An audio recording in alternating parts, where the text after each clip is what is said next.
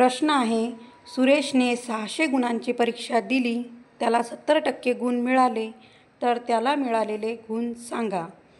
तर परीक्षा एकूण 600 गुणांची आहे.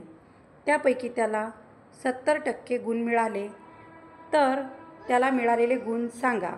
तर आपल्याला त्याचे गुण काढायचे आहेत की त्याला गुण किती मिळाले. तर बघा, एकूण परीक्षा आहे 600 गुणांची.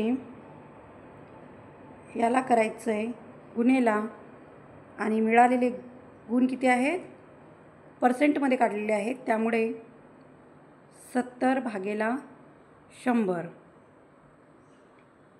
बघा, आता या 100वरील 2 शून्य कमी केले तर इकडे 600वरील 2 शून्य कमी होतील. म्हणजेच आता काय उरले, 6 गुणेला 70. म्हणजेच आपले ॲन्सर काय येईल बघा, आपले ॲन्सर येईल 420.